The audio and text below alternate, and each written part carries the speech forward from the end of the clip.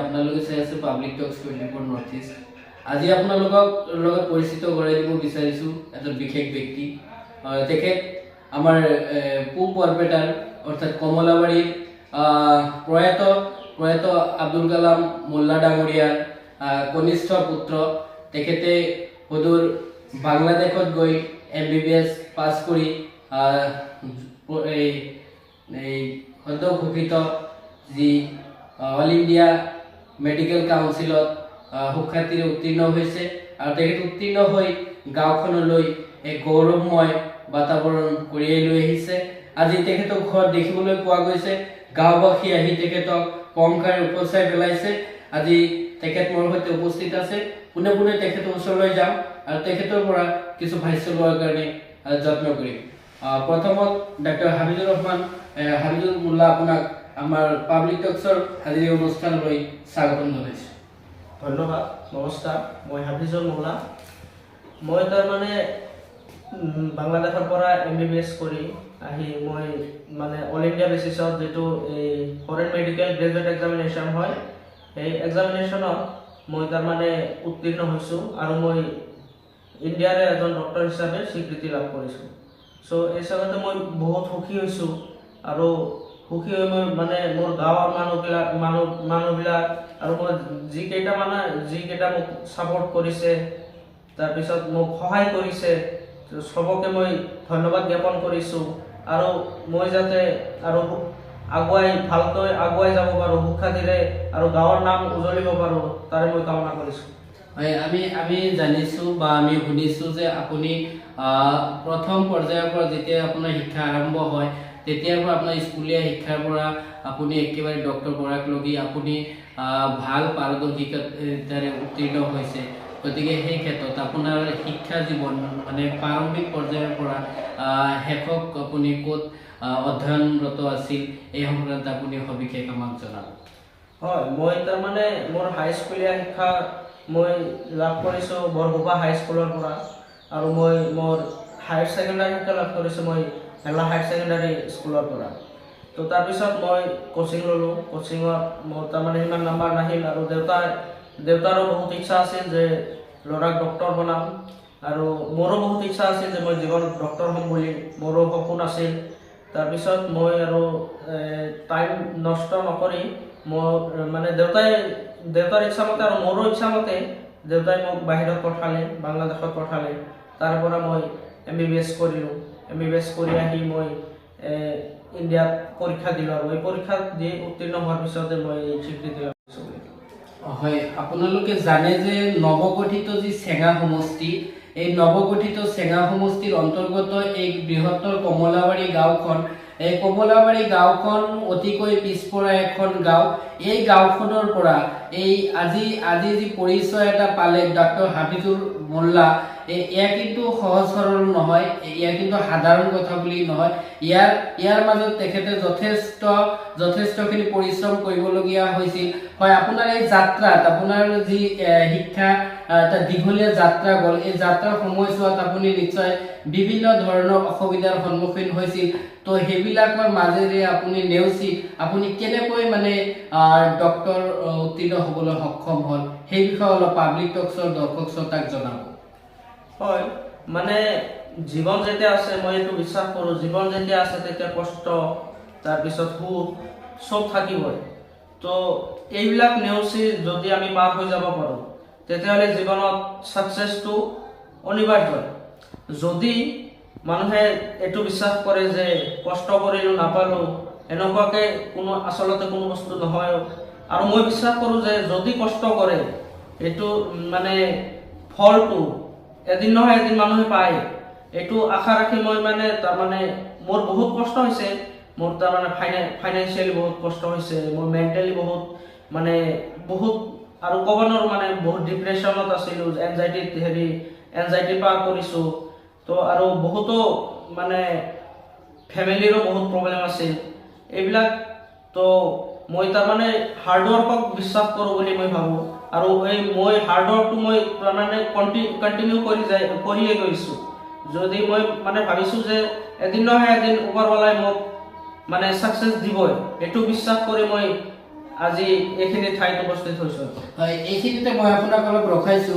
মানে আমি গাঁওবাসীৰ পৰা জানিবলৈ পাইছো যে যেতিয়া আপোনাৰ যি যাত্ৰা যি আপুনি যেতিয়া মেডিকেল পঢ়িবলৈ যায় সেই সময়ছোৱাত বা এটা সময়ত আপোনাৰ দেউতা ঢুকায়। গতিকে সেই যে এটা আঘাত, এটা মুখ্যম আঘাত, সেই আঘাতটোত আপোনাক বাৰুকৈ ব্যথিত কৰিছিল।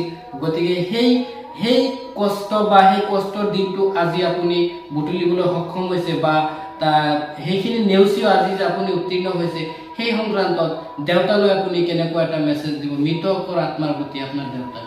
মানে মই আগতে কৈছোঁ যে মোৰ দেউতাৰ সপোন আছিল যে মোৰ ল'ৰাই ডক্টৰ হ'ব।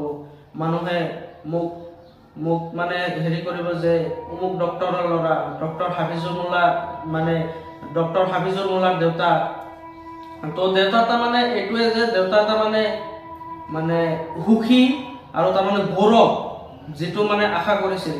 তো মোৰ দেউতাৰ তাৰমানে কৰোণা সময়ত মোৰ দেউতাৰ হঠাৎকে মোৰ দেউতাৰ ডেথ হৈ গ'ল। আৰু মই মানে এনেকুৱা হৈ গ'ল যে মই MBBS এৰিয়ে দিওঁ। মানে এই মেণ্টেলি প্ৰেছাৰটো মই ল'ব পৰা নাছিলোঁ ফাৰ্ষ্টত। তাৰপিছত মোৰ ফেমিলি ছাপৰ্ট, মোৰ আৰু ফ্ৰেণ্ড আছে, ফ্ৰেণ্ডে যিবিলাক মোক ছাপৰ্ট কৰিছে, মই তাৰমানে এইবিলাক ঋণ যিবিলাক হৈ আছে মই এইবিলাক কেতিয়াও মানে শোধ কৰিব নোৱাৰোঁ বুলি কৈছোঁ। আৰু মানে নোৱাৰোঁ মানে মোৰ তাৰমানে সামৰ্থ্য নাই যে এনেকুৱা মানে যিটো সময়ত মই পাৰ কৰিছোঁ, যিটো সময়ত মোক তাৰমানে ছাপৰ্ট কৰিছে, এইখিনি সময়ত মানে মই মোৰ পুৰা জীৱনটো দি দিলোঁ, মই শোধ কৰিব নোৱাৰোঁ বুলি মই ভাবোঁ। আৰু তেওঁলোকক মই বহুত ধন্যবাদ জ্ঞাপন কৰিছোঁ যে মোৰ লগত থিয় দি থকাৰ কাৰণে আৰু মোক ছাপৰ্ট কৰাৰ কাৰণে। হয়, আপুনি নিজেতো আজিৰ পৰা ডক্টৰ হিচাপে মোৰ দেউতাৰ হঠাৎকে মোৰ দেউতাৰ ডেথ হৈ গ'ল। আৰু মই মানে এনেকুৱা হৈ গ'ল যে মই MBBS এৰিয়ে দিওঁ। মানে এই মেণ্টেলি প্ৰেছাৰটো মই ল'ব পৰা নাছিলোঁ ফাৰ্ষ্টত। তাৰপিছত মোৰ ফেমিলি ছাপৰ্ট, মোৰ আৰু ফ্ৰেণ্ড আছে, ফ্ৰেণ্ডে যিবিলাক মোক ছাপৰ্ট কৰিছে, মই তাৰমানে এইবিলাক ঋণ যিবিলাক হৈ আছে মই এইবিলাক কেতিয়াও মানে শোধ কৰিব নোৱাৰোঁ বুলি কৈছোঁ। আৰু মানে নোৱাৰোঁ মানে মোৰ তাৰমানে সামৰ্থ্য নাই যে এনেকুৱা মানে যিটো সময়ত মই পাৰ কৰিছোঁ, যিটো সময়ত মোক তাৰমানে ছাপৰ্ট কৰিছে, এইখিনি সময়ত মানে মই মোৰ পুৰা জীৱনটো দি দিলোঁ, মই শোধ কৰিব নোৱাৰোঁ বুলি মই ভাবোঁ। আৰু তেওঁলোকক মই বহুত ধন্যবাদ জ্ঞাপন কৰিছোঁ যে মোৰ লগত থিয় দি থকাৰ কাৰণে আৰু মোক ছাপৰ্ট কৰাৰ কাৰণে। হয়, আপুনি নিজেতো আজিৰ পৰা ডক্টৰ হিচাপে স্বীকৃতি পাই গ'লে। গতিকে তাৰ কাৰণে আমাৰ পাব্লিক টক্সৰ ফালৰ পৰা আপোনালৈও যথেষ্ট শুভেচ্ছা থাকিল। কিন্তু আমি অনুষ্ঠান সামৰিব লাগিব। কিন্তু তাৰ মাজতো মই আৰু এটা কথা সুধিব বিচাৰিছোঁ, নেক্সট জেনেৰেশ্যনক আপুনি কেনেকুৱা ধৰণৰ মেছেজ দিব যে দৰিদ্ৰতাই যে শিক্ষাক ধৰি ৰাখিব নোৱাৰে, তো সেই সংক্ৰান্তে আপুনি নেক্সট জেনেৰেশ্যনক কেনেকুৱা ধৰণৰ পঢ়িবলৈ, অধ্যয়ন কৰিবলৈ কেনেকুৱা পৰামৰ্শ আগবঢ়াব? মানে মই কৈছোঁ যে শিক্ষা বস্তুটো কি, শিক্ষা বস্তুটো অকল চাকৰিৰ কাৰণে নহয় যে চাকৰি কৰিব লাগে সেইকাৰণে শিক্ষা, এইটো নহয়।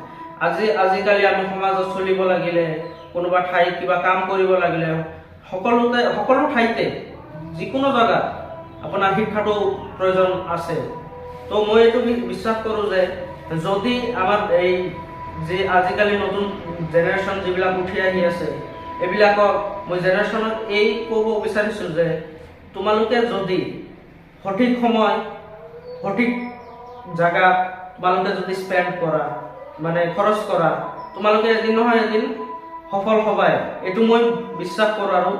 আৰু বিশ্বাস কৰোঁ যে আজিৰ জেনেৰেশ্যনত যিবিলাক মানে পেৰেণ্টছ আছে, এইবিলাকো মই ক'ব বিচাৰিছোঁ যে আপোনালোকে যদি আপোনাৰ শিশুটোক বা আপোনাৰ ল'ৰা ছোৱালী যিবিলাক আছে, তেওঁলোকক যদি আপোনালোকে কষ্ট কৰি হ'লেও আপোনালোকে যদি শিক্ষা তেওঁলোকক দিয়ে, তেওঁলোকে এদিন নহয় এদিন চাকৰি নকৰক, কিন্তু কিবা নহয় কিবা কৰি খাবই পাৰিব। আৰু মানে মানুহৰ লগত চলা, যে মানুহৰ লগত কেনেকুৱাকৈ চলিব লাগে, কেনেকুৱাকৈ কথা পাতিব লাগে, ক'ত কি ক'ব লাগে, এইবিলাক মানুহে মানে শিক্ষা নহ'লে, মই বিশ্বাস কৰোঁ যে শিক্ষা নহ'লে এইবিলাক মানুহে মানে আয়ত্ব কৰিব নোৱাৰে বুলি মই ভাবোঁ। যদি শিক্ষাটো মানে মেইন বুলি কওঁ, শিক্ষা নহ'লে মানুহে একো কৰিব নোৱাৰে। আজিকালি আপোনালোকে চাব পাৰে যে কিমান মানুহ কিমান এই বেয়া বেয়া কাম কৰি আছে। আজি যদি শিক্ষা থাকিলাক হয় তো মানুহ এইবিলাক বেয়া কামৰ পৰা আঁতৰি থাকিলাক হয়। এইখিনিয়ে মোৰ মানে ক'ব লগা। হয়, ধন্যবাদ জনাইছোঁ ডক্টৰ হাফিজুৰ মোল্লাক। বহুত সময় ল'লোঁ, গতিকে এতিয়া অনুষ্ঠান আমি সামৰিম। গতিকে পাব্লিক টকছৰ সমূহ দৰ্শক শ্ৰোতাক ডক্টৰ হাফিজুৰ মোল্লাৰ যি এই নতুন যাত্ৰা, এই যাত্ৰাৰ কাৰণে আমি পাব্লিক টকছৰ তৰফৰ পৰা আমি অশেষ অশেষ শুভেচ্ছা জ্ঞাপন কৰিছোঁ। আশা কৰিম আপোনালোকেও ডক্টৰ হাফিজুৰ মোল্লাৰ এই নৱ যি চিকিৎসক হিচাপে স্বীকৃতি পালে তাৰ কাৰণে শুভেচ্ছাৰে উপচাই পেলাব। আৰু তেখেতে যাতে অসমত যিকোনো চিকিৎসালয়ত যি পষ্টিং হোৱাৰ পিছত তেখেতে যাতে সুখ্যাতিৰে অসমৰ মানুহক ভালকৈ সেৱা আগবঢ়াব পাৰে। আৰু শেষত আমি ডক্টৰ হাফিজুৰ ৰহমানৰ সুস্বাস্থ্য কামনা কৰি আমি আজিৰ অনুষ্ঠান সামৰিছোঁ। আৰু আপোনালোক পাব্লিক টকছ চাই থকাৰ কাৰণে আপোনালোকক ধন্যবাদ জ্ঞাপন কৰিছোঁ।